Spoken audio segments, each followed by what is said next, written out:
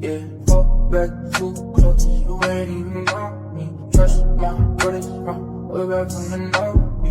Me and the old, and then I get old.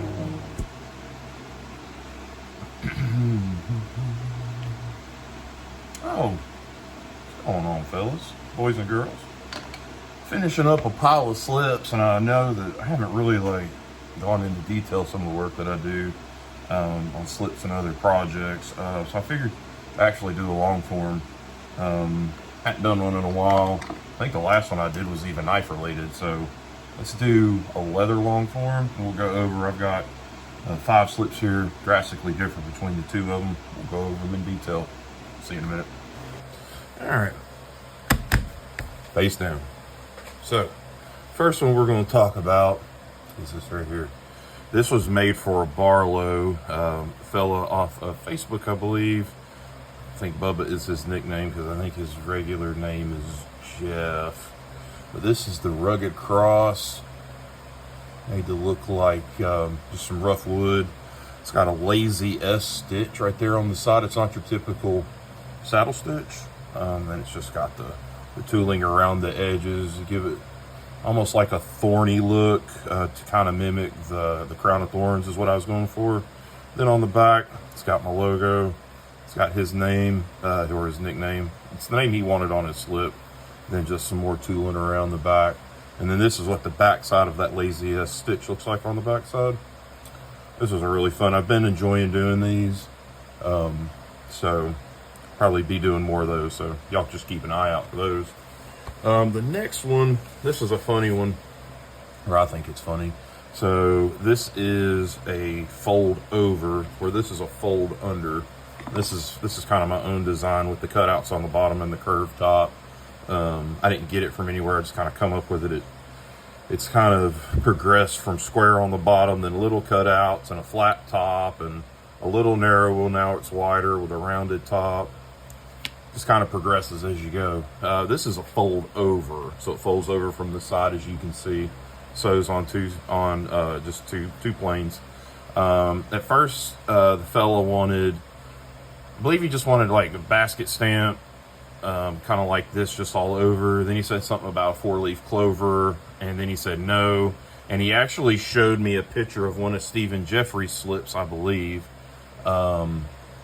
That had a red, white, and blue. He's like, what about something like that? I was like, I'm not going to do exactly like that, but I will do something red, white, and blue.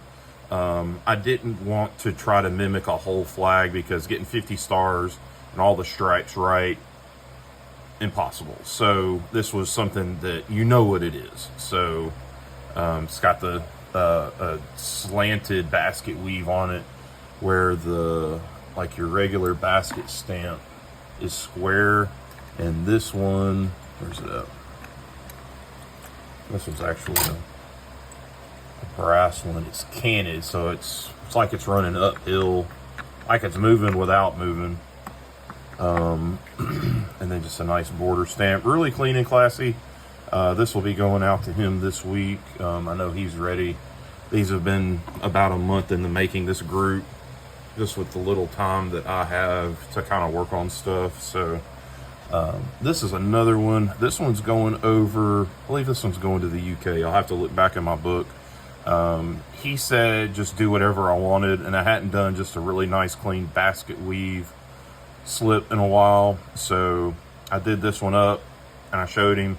He was perfectly happy with it. Had he not been, it'd been easy to sell, or I'd have kept it for myself. So super simple. It's black on the outside, saddle tan with that canted basket weave stamp, and then like a little border tooling. I call it a pebble stamp. I don't know what it's really called, but got it on both sides. And then my maker's mark with an additional stamp all the way around to give it a little more flair. If y'all can see that right there, you can see it. That's each individual stamps. So a lot of work in these. This has got the lazy S again. It's kind of fun to do that. Kind of changes it up. And then there's the back of it. So this one is punched with a round pricking iron, what actually removes material and it leaves a hole, where this one is a slanted chisel. So you can see how the back ends up differently between the two. This one's like a straight, and then this one, the thread's actually angled. So there's that one. Yeah, I believe this one's either going to England or it's going to Virginia. Like I said, I'll have to look back in my book. Let's put these out here where we can see them as we're going through. This is another one of the Celtic knots that I've been doing. He said, I want that Celtic knot slip. I was like, perfect. I've gotten really proficient at this, getting this all cut, because you have to cut all this and then bevel it. So as you can see, and then the inside's green, the outside's white. Then where the pieces cross, on the inside it's white, on the outside it's green, just to give it a little transition. And then again with that that pebbling stamp around the outside, kind of gives it a fade look. That's a yellow dye, and then a saddle tan out border.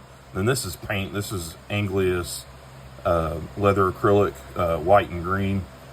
Then on the back, I did add the green and the white to the stamp to kind of give it the contrast. Then that crown border stamp that I love using. That stamp actually came from Hobby Lobby, if I'm not mistaken. I think it was like $6. And then another floral, no, what are those called?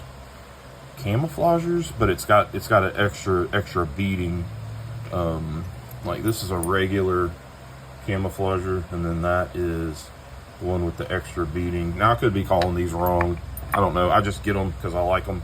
I don't really need to know the names of them. But there's that. The edges are all burnished beautifully. I've had stuff in and out to take pictures. But yeah, super smooth on the edges. Down here is all burnished. I've tried to dye the inside of these to match the outside, but because there's so much tooling, it tends to bleed through. So I have stopped doing that because I have ruined a lot of slips, and it's took a while for it to come through. Like it's gone to people and bled through. So I've stopped doing that. I'll do a little bit on the top. Which one's got one on the top? This one's got a little bit on the top. But other than that, it's just a natural color on the inside. That, and sometimes, like, if the dye could possibly bleed through, so if you've got like a white bone knife and this thing gets saturated over and over and over and it could possibly bleed through. It's just the nature of dyeing leather. Even the pre-dyed stuff, I can do it too. So there's that one. Now this one was I guess you could call it a passion project. I really enjoyed doing this one. This is for a fella named John. He has a Facebook group called Pawpaw's Knife Shop. We have done, I think this is his third slip. But he wanted a stained glass window to mimic the Case Trapper series that looks like stained glass window, and I drew it out with pencil on the leather and then cut it.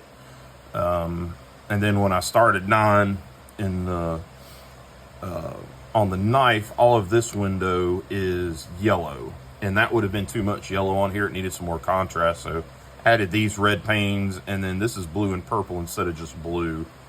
And then that's red and orange. I think on the knife it's brown.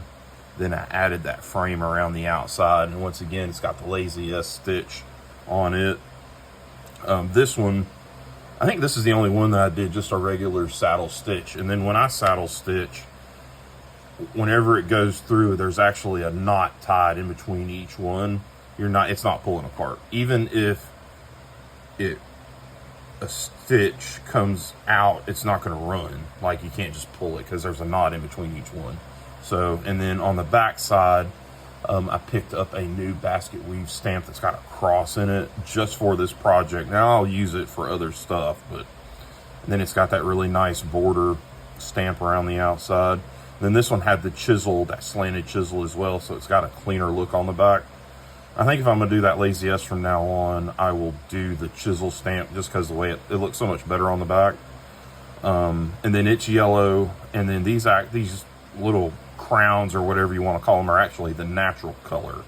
So it's a 2-3 effect with the black, the yellow, and then this natural color just sets it off really nice. So all of these are going to go out this next week. I've got another set of, I think, 5 or 6 I'm going to start on this week coming up. And then I've also got, this one's in the process. This is a belt organizer. Move this out of the way. So it'll have, you know, your loop holes on each side. I still got to stamp the round holes over here to go around the loop. And then this is its pin slot, and it'll go in right there. Knife will go here. This was originally for a like a multi-tool, like a Leatherman, something like that. And this went all the way down, so I cut it short because he's just going to carry a Kershaw. I can't remember which one it was. And then flashlight will go here, and then your pin will go there, and then that can go on your belt, no problem. There's the back's got the maker's mark, and then the American flag stamp. Usually I don't have room, like on my slips, I don't have room for an American flag. So on this bigger stuff, I try to do an American flag on it as well. So, let's see here. Let's get it all in frame. Yeah, that's it, fellas. I appreciate y'all stopping by. I know it's been a while.